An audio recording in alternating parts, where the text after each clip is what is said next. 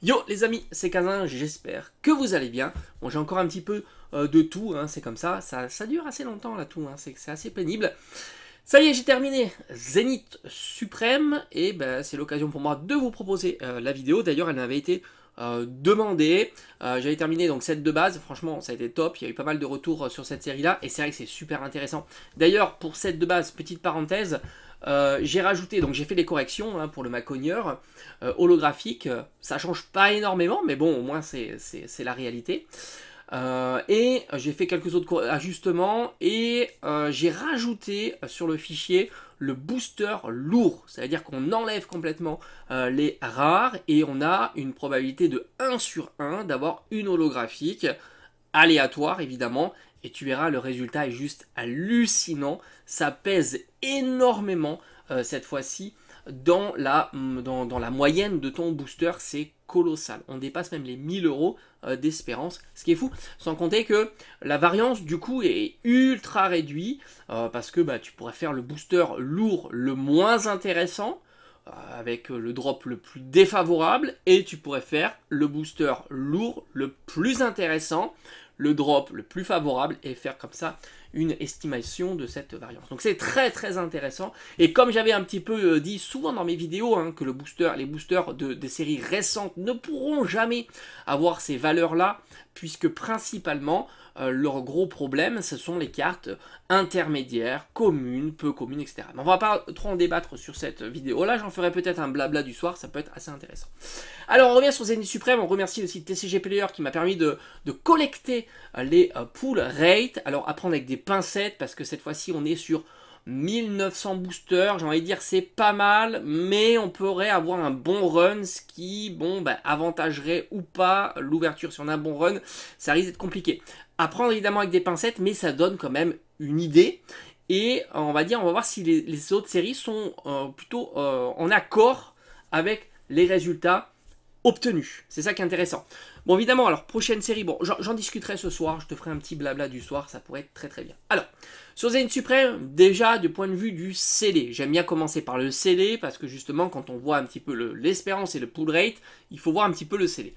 À l'heure actuelle, il me semble, je ne suis pas sûr à 100%, en avoir encore vu dans les boutiques. Alors je vais baisser un petit peu de la rapidité de ma voix parce que je suis en train de... Je sens que ça va me faire tousser. Alors, de ce que j'ai vu, j'ai l'impression qu'on peut encore trouver au prix retail, essentiellement des coffrets. Il me semble que j'ai vu des coffrets Régie Drago, Régie Leki.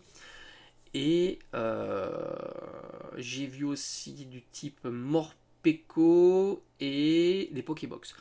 Donc j'ai envie de dire, un booster à 6,50, c'est quelque chose de trouvable. Maintenant, c'est vrai qu'il y a un item qui est plutôt intéressant. Moi j'ai vu encore des tripacks il n'y a pas très longtemps, je t'en ai fait un short il me semble. Sur Zénith Suprême, il y a peut-être un mois. Et puis, il y a la display, donc la display, l'ETB, pardon, qui elle a eu un restock.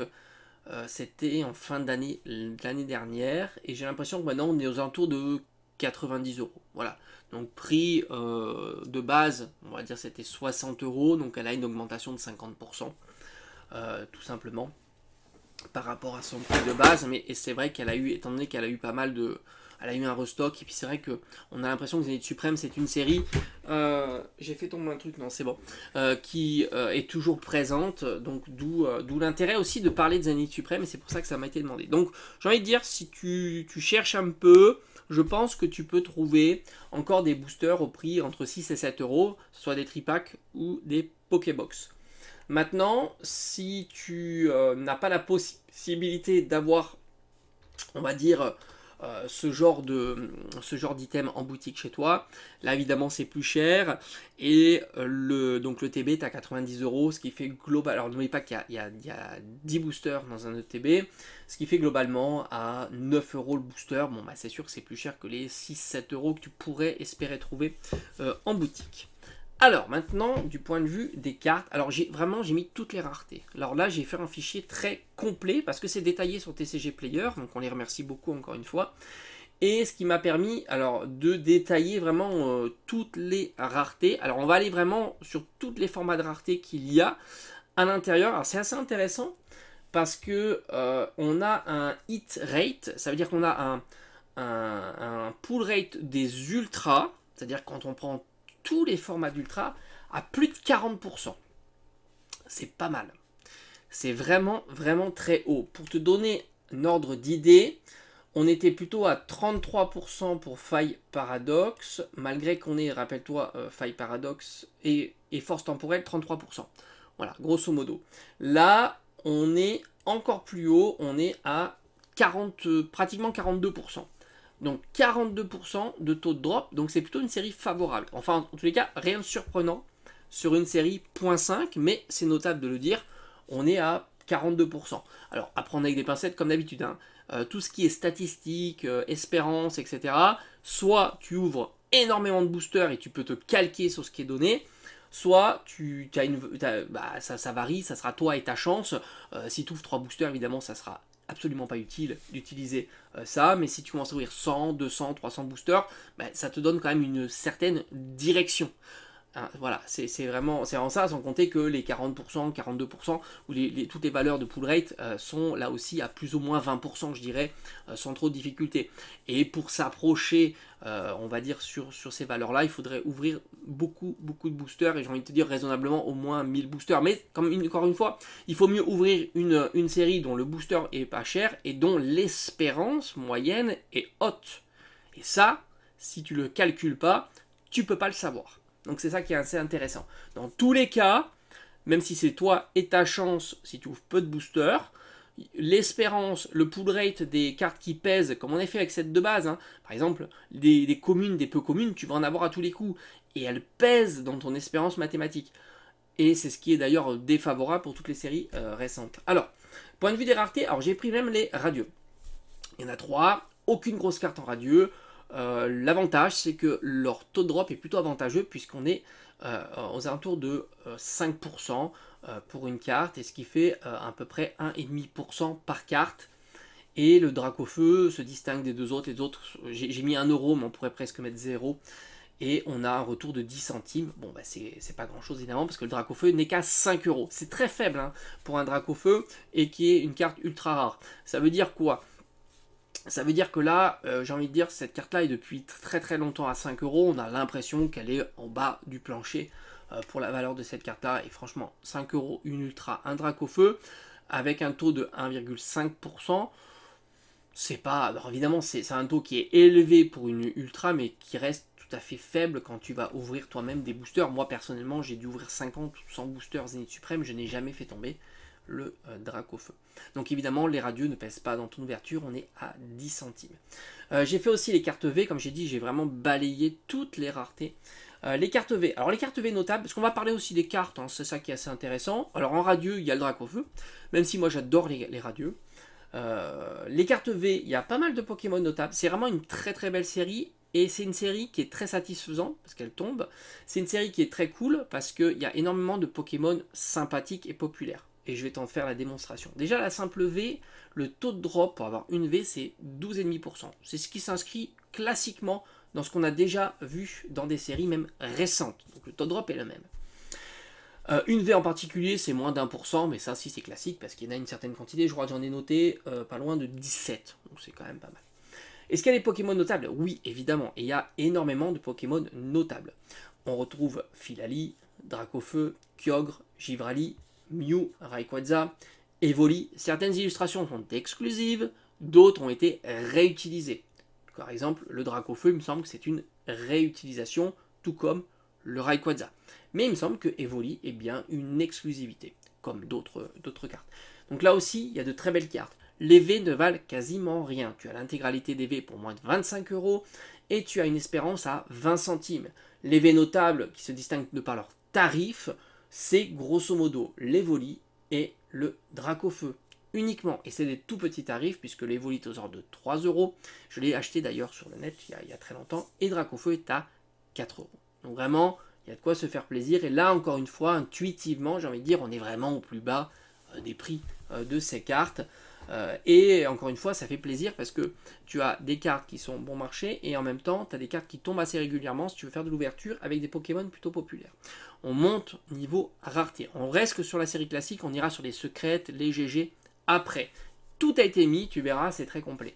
Comme ça va me permettre de suivre en détail la série. La série est au plus bas en ce moment, beaucoup de dispo. Les cartes, il y a eu beaucoup de dispo aussi, beaucoup d'ouverture. Donc voilà, hein, tu imagines bien que dans les années à venir, son potentiel à monter est plus fort que son potentiel à se casser la figure. Ça semble assez sûr.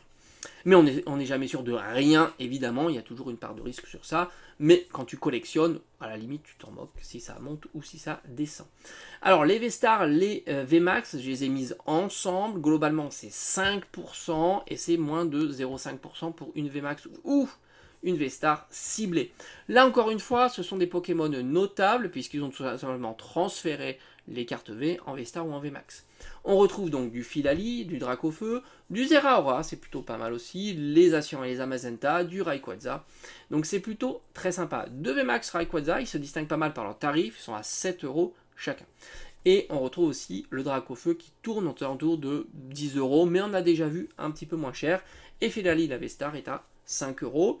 Là, un total pour un peu plus d'une cinquantaine d'euros pour avoir toutes ces cartes-là. Et là, encore une fois, sur la variance, sur l'espérance, ça ne pèse pas très lourd puisqu'on est à 20 centimes. Mais c'est quand même satisfaisant de dropper ce genre de petites cartes qui font, moi je trouve qu'ils font quand même plaisir. Alors c'est vrai que certains me diront c'est nul, etc. parce qu'on vise uniquement les alternatives. Mais moi j'ai envie de te dire, ces cartes-là me font plaisir quand je les fais tomber, surtout que ce sont des Pokémon que moi j'apprécie, que je collectionne, comme ceux que je t'ai cités. Alors moi j'aurais apprécié avoir un Kyogre V-Star ou VMAX. Voilà, ça aurait été assez intéressant. Après, et là c'est peut-être ce qui va vous intéresser davantage, les GG classiques bord jaune. Alors là il y en a énormément, j'en ai noté pas moins de 34. 34. Je crois que c'est ça. Oui, je pense que c'est 34 ou 32. Bon, enfin bon, peu importe. C'est pas très important. Donc il y en a énormément des GG, que ce soit alternatifs ou non alternatifs. On retrouve des Pokémon évidemment notables. Alors si tu regardes bien, leur tarif est vraiment très très bas là aussi. Donc ça te conforte aussi dans l'idée de dire que la série ne pourra que monter. Et est-ce que c'est le bon moment d'acheter de ces cartes-là? J'ai envie de dire, quand tu as des GG à bord jaune à 1 €, 2 €, on a du mal à croire que ça puisse descendre davantage. Donc ça te donne un petit signal. 25% de faire tomber une GG, donc c'est très satisfaisant, une chance sur 4. Franchement, c'est cool, hein. 1900 boosters, ça semble crédible, hein. La probabilité est tellement haute que je pense que la valeur statistique est plutôt... L'échantillon est suffisant pour mettre en évidence une proba à 1 pour 4. Donc ça, c'est plutôt, on va dire, plutôt crédible. Même s'il peut y avoir des variations, évidemment, si tu fais un mauvais run, ça arrive aussi, mais sur 1900 boosters, un mauvais run qui ne s'équilibre pas à la longue, ça paraît compliqué. Moins d'1% pour une GG ciblée. Le total des GG, c'est 78 €. C'est vraiment très très peu cher, ce qui s'explique principalement par le fait qu'il y a énormément de GG à 1 €. On va dire entre 1 et 2 €. Les notables, alors il y a des GG incroyables. Melocri qui est magnifique. Loclas, Keldeo qui est une sublime carte. Franchement, on aurait pu en citer énormément tant les GG sont très très belles. Mew, évidemment, est remarquée parce qu'elle est à 7-8 €. Ça pèse un peu plus dans ton ouverture. Tu as du Deoxys, du Absol qui vaut pas plus de 3 €. J'ai jamais compris pourquoi Absol était si boudé. Latias qui est à 5 €. Un Pikachu magnifique à 6 €. Donc là aussi, franchement, ce sont des cartes très très bon marché. Et moi, personnellement, quand je les drop, je ne regarde pas que leur valeur, je regarde aussi la beauté de la carte, le Pokémon qui est mis en avant. Je suis toujours très content d'avoir ce genre de carte. Et on récupère quand même 60 centimes, c'est pas négligeable, d'autant que les cartes sont vraiment pas chères du tout. Alors on continue, et là c'est vraiment les cartes qui nous intéressent le plus. Alors, fait étonnant, et j'étais assez surpris, on est à 10% de taux de drop. Et j'ai envie de dire, 10% c'est pas peu pour une carte alternative. Voilà, c'est vrai que comme ça j'ai été assez surpris. Là encore une fois, je pense que l'échantillon à 1900 boosters est plutôt crédible pour mettre en avant un taux de drop de 10%. Sans compter que dans les 10%, on a enlevé les 4 gold. alternative V-Star. J'ai mis une probabilité parce qu'elle a l'air de différer de celle donnée pour les alternatives plus classiques, à savoir les V, les V-Star et les cartes dresseurs. J'ai mis vraiment toutes les alternatives texturées, hormis évidemment les cartes gold, parce qu'elles semblent, d'après ce qu'ils disent en tous les cas, que la probabilité est différente. Je veux bien les croire, mais à prendre avec des pincettes, puisque rappelle-toi, alors, moi j'ai toujours eu en tête avec l'ETB buggé que la distribution était différente, mais non pas la quantité en circulation. Certains pourront penser le contraire, c'est tout à fait possible, et encore une fois, c'est un critère que je mets dans l'analyse. Évidemment, quand tu fais des analyses comme ça, tu es obligé de mettre des critères, hein, sinon tu ne peux pas analyser, hein, tout simplement. Donc moi j'ai considéré que la quantité de gold était similaire sans cette espèce de bug qu'on a eu. Moi je pense que la distribution est moins bonne, ce qui explique souvent que peu de personnes ont beaucoup de doublons, alors qu'avant on avait plutôt beaucoup de personnes mais qui ont peu de doublons. Là c'est l'inverse qui s'est produit. Alors, une alt ciblée c'est 0,3%, ce qui est... Alors est-ce que c'est cohérent avec les autres séries? On est vraiment... Alors c'est ça qui est assez intéressant. Pour donner une idée, c'est à peu près 2 fois moins, pour une halte ciblée, c'est à peu près 2 fois moins haut qu'une halte sur les séries EV4 et EV5. Et alors c'est une catastrophe, c'est 10 fois moins pour une halte non ciblée sur EV, enfin c'est 5 fois moins et 10 fois moins entre Force Temporelle, Faille Paradoxe et Zénith Suprême. Donc c'est vrai que Zénith Suprême est ultra conciliant avec le drop des alternatives. Et pourtant leur prix est pas si bas. Et on va le voir en détail. Alors, l'espérance est ultra haute, 2,3 €, c'est très sympa. Et on a un total sur toutes les GG texturées de 724 €, donc c'est conséquent, hein, ce qui explique aussi ce taux, cette espérance qui est haute, évidemment. Alors, évidemment, toutes les cartes ne se valent pas. On a des cartes qui se distinguent par leur prix, principalement une qui est le Mewtwo V-Star avec le Dracofeu en fond. Donc ça, je suppose que tu le sais déjà. Et on a quand même, malgré un taux qui est plutôt intéressant de 0,3 par SAR, on a quand même des cartes à 50 € et beaucoup de cartes à 50 €, 40, 50 € on va dire. On a quand même beaucoup de cartes qui s'inscrivent à plus de 25-30 €. Et ça, c'est pas négligeable, ce qui fait que la série est plutôt intéressante à ouvrir. Alors évidemment, quand je dis intéressant, tu perds toujours avec Pokémon, sauf si tu es chanceux. Mais si tu fais abstraction de la chance, tu es perdant. Hein. Ça, on l'a vu, c'est comme ça. Mais j'avais toujours fixé à 50% entre le plaisir d'ouvrir, plaisir de découvrir une série, plaisir d'avoir le frisson d'avoir une grosse carte. Je fixais à 50%. Malgré tout, il y a énormément de Pokémon ultra populaires. Philali, Suicune, Entei, t'as le Zeraora évidemment, Mewtwo, Deoxys, et j'en passe. C'est vraiment une excellente série et les cartes donc alternatives sont très intéressantes. Alors ça fait un petit peu le grand écart entre les cartes Pokémon alternatives les moins chères et les plus chères. On est grosso modo à une petite dizaine d'euros pour les moins chères et à 100-110 € pour la plus chère.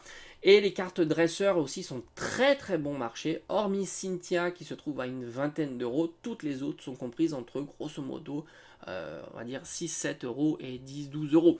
Donc là aussi je trouve qu'il y a vraiment un potentiel assez fort sur cette série là.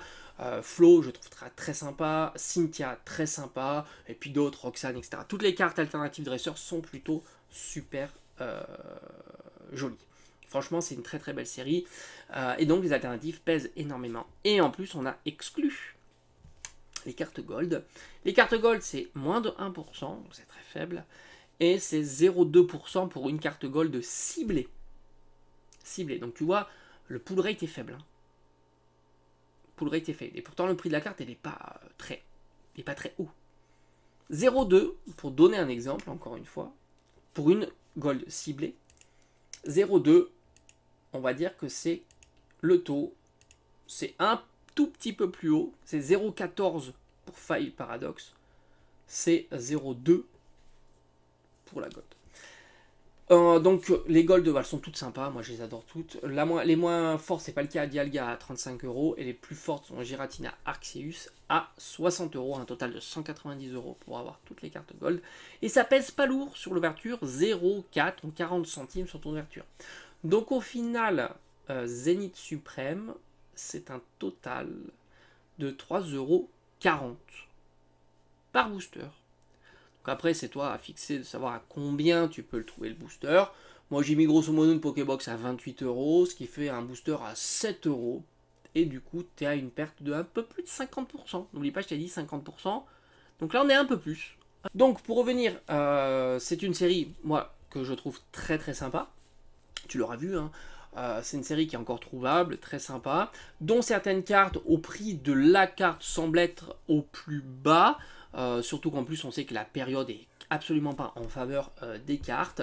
Les Pokémon qui sont mis à l'avant sont extraordinaires, il n'y a aucun doute là-dessus, franchement, ça balaye énormément de Pokémon, ça touche énormément de collectionneurs. Au final, je trouve que la série est très intéressante. Elle propose des formats un petit peu nouveaux en plus, puisqu'on a eu le droit à l'alternative Gold.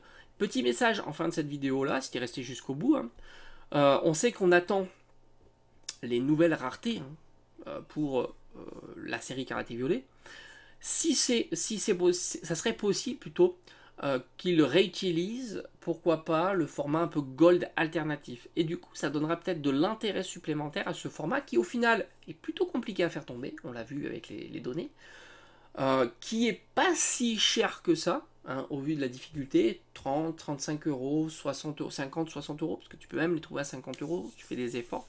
Donc au final, peut-être que le fait de réutiliser un peu ce pattern-là pourra redonner un second souffle à ce format de carte-là. Et puis franchement, les V-Stars alternatives, je les trouve vraiment incroyables. Allez, j'espère que ça t'a plu, et on se dit à très vite.